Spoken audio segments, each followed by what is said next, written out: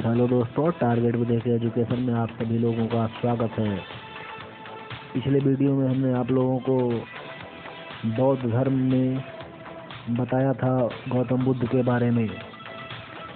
आज का हमारा ये टॉपिक बौद्ध धर्म ही है, जिसमें पार्ट 2 है।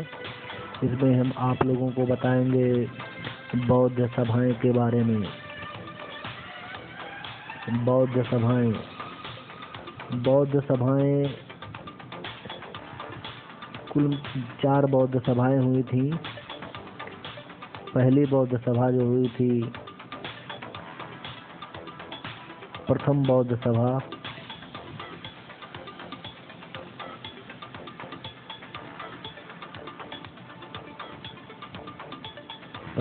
सभा, या संगीति,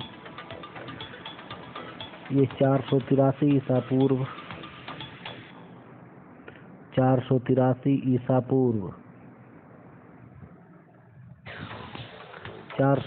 ईसा पूर्व में हुई थी, राजगिरी में।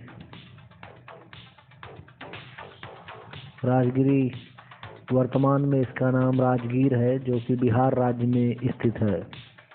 इसके अध्यक्ष जो थे, इसमें इस संगीत की अध्यक्षता महाकश्यप ने की थी।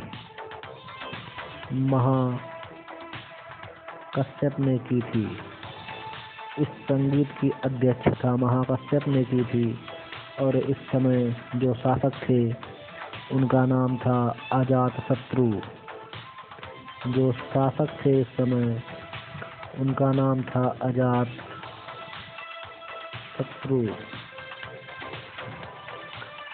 दूसरी बौद्ध संगीति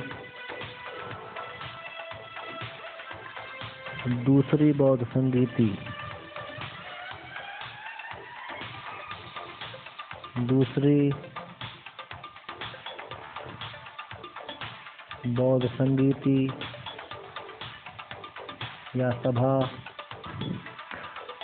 383 ईसा पूर्व वैशाली में हुई थी, जो कि बिहार में पड़ता है। और उस समय इस संगीत के अध्यक्ष साबाकामी थे।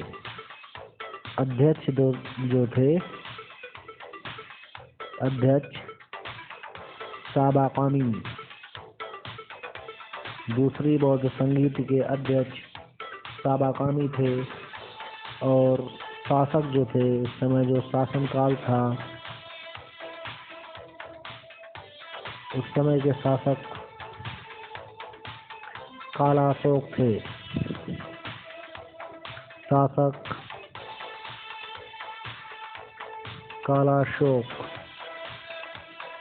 उस समय का जो शासनकाल था वह कालाशोक का शासनकाल था।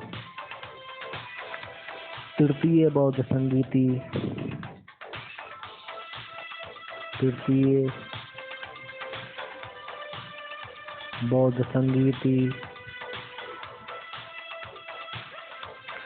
255 ईसा पूर्व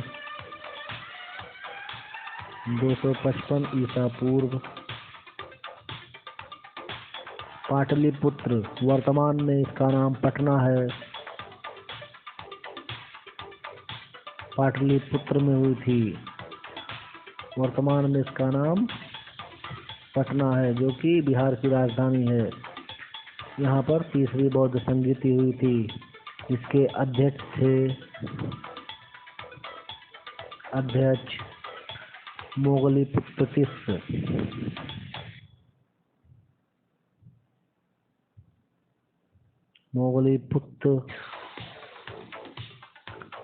इसके अध्यक्ष थे, और उस समय जो शासक थे, उस समय का शासन अशोक का था। तीसरी बौद्ध संगीति अशोक के शासनकाल में हुई थी, जिसकी अध्यक्षता मोगलीपुत्र तिस्स ने की थी। चौथी बौद्ध संगीति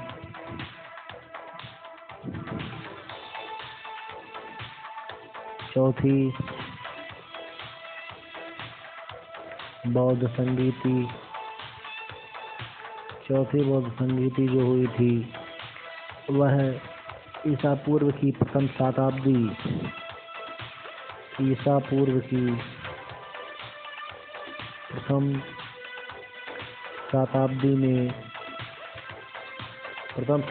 में कुंडलवन में हुई थी। कुंडलवन कश्मीर में पड़ता है। कुंडलवन कश्मीर में है, जिसमें अध्यक्ष थे वसुमित्र या अश्वघोष।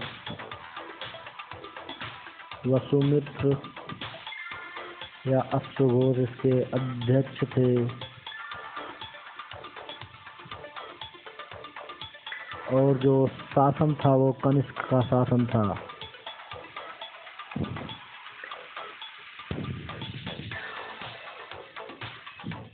कनिष्क के शासनकाल में चौथी बौद्ध संगीति हुई थी कश्मीर के कुंडलवन में।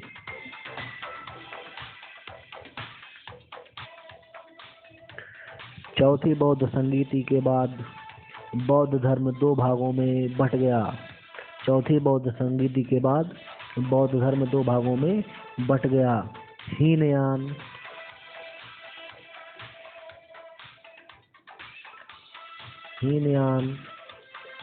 और महायान।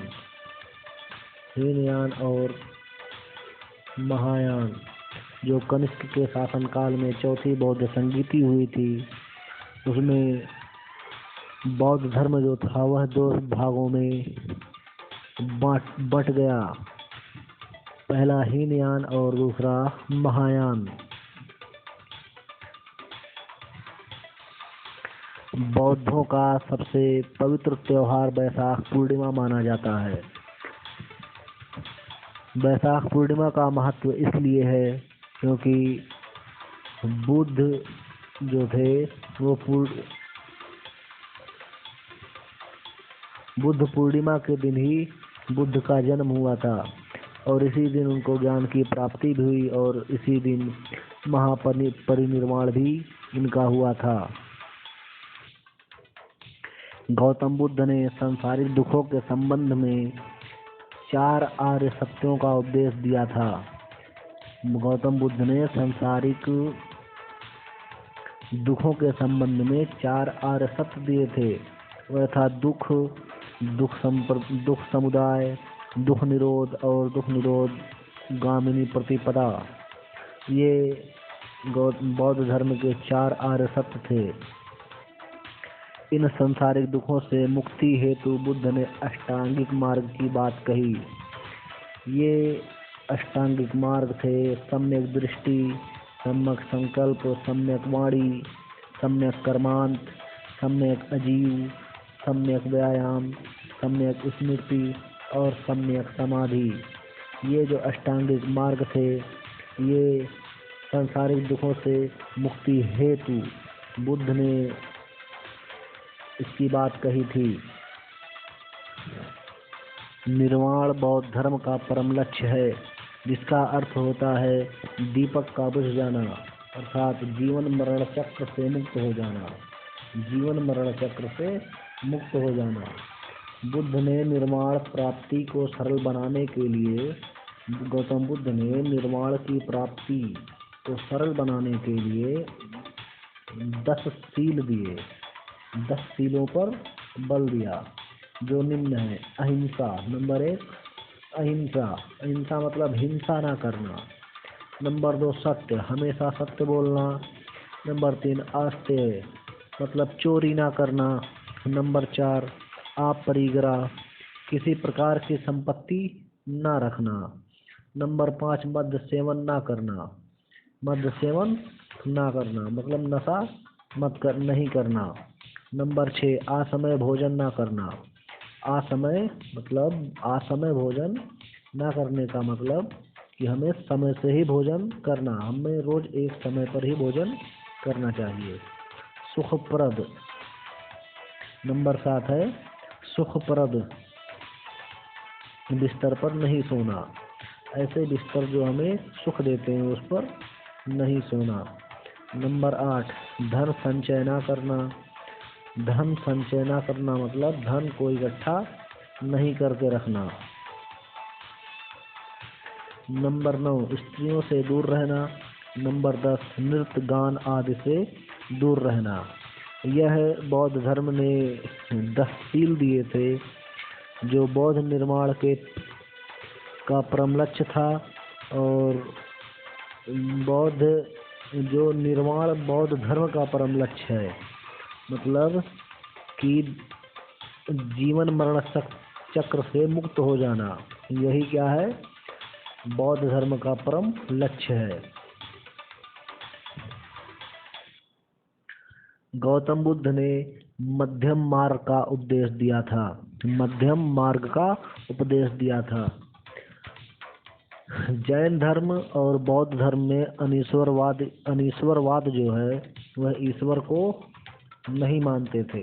यह जैन धर्म और बौद्ध धर्म में समानता है। बौद्ध धर्म के बारे में जातक कथाओं में मिलता है। जातक कथाओं में बौद्ध धर्म के बारे में उल्लेख मिलता है। भारत के पड़ोसी देश जैसे तिब्बत, भूटान एवं अन्य देशों में बौद्ध धर्म का प्रचार पद्मसंभव ने किया था। पद्मसंभव, जिनका अन्य नाम था रिनपांच, इन्होंने बौद्ध धर्म का प्रचार भारत के पड़ोसी देशों में किया था। इनका संबंध बौद्ध धर्म के वज्रयान शाखा से था। इनका संबंध बौद्ध धर्म के वज्रयान शाखा से था। भारत में उपासना की जाने वाली प्रथम मूर्ति जो थी वह बुद्ध की ही थी।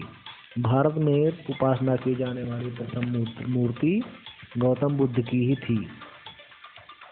तो दोस्तों, आज के वीडियो में इतना ही। हमारा ये टॉपिक था बौद्ध धर्म, यहीं पे समाप्त होता है।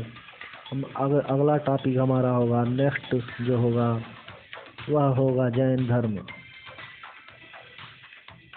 जैन धर्म अगले वीडियो में हम आप लोगों को बताएंगे जैन धर्म के बारे में। अगर ये वीडियो पसंद आया हो तो वीडियो को शेयर करें, लाइक करें और सब्सक्राइब करें।